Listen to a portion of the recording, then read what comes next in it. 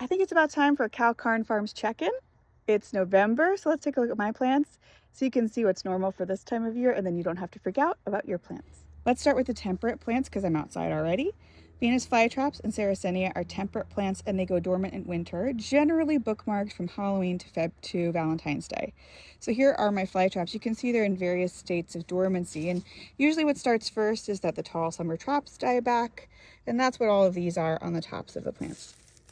You can easily pull these off if you want to, but obviously we have a lot to do, so we leave them for now.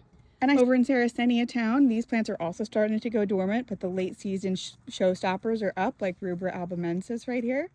But we're gonna see over here is Aleda looking nice. Minor still looks nice, but oof, Boreophila, definitely ready for winter. Don't freak out if this is what your plants look like. This is normal. There's nothing wrong with any of these plants. They were just ready for winter. Unsurprisingly, the Leucophylla are still looking absolutely beautiful, as they always do this time of year. Down there are the Flavas, which are starting to go more dormant, and then the Purpurea and the Psittacina are still looking beautiful.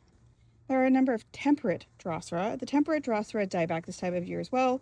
So while this looks like it's like the thing or cousin it's actually just old Drosera leaves. These are all my Bonatas, Dichotomas. They're going to be fine. This is normal for how they would look this time of year. The plants in the greenhouse are mainly tropical, so they have a very different momentum.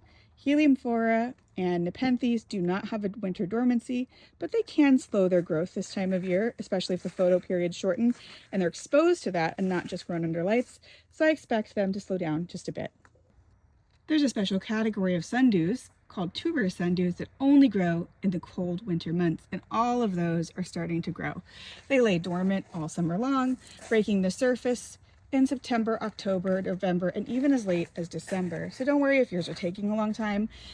And finally, let's do a check-in on the Mexican or tropical pinguicula, which experience a winter succulent phase. These are Malibu Barbie. I keep using them as a great example because they have this wonderful combination of normal growing carnivorous leaves and fully succulent leaves.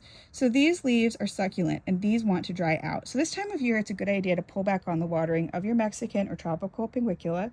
Even if you grow them indoors under lights, it's a good idea to reduce watering around this time of year, let them dry out a bit more between watering, and if you see them actually fully go into this succulent phase, you really want to dry them out a lot more. I hope that was a helpful check-in. I figure maybe we'll do these once a week as a regular thing, where we just check in on all of the different plants around here so you can see what's normal for this time of year, for our climate, and that helps you see what's normal for your plants, because as always, we don't want you to freak out.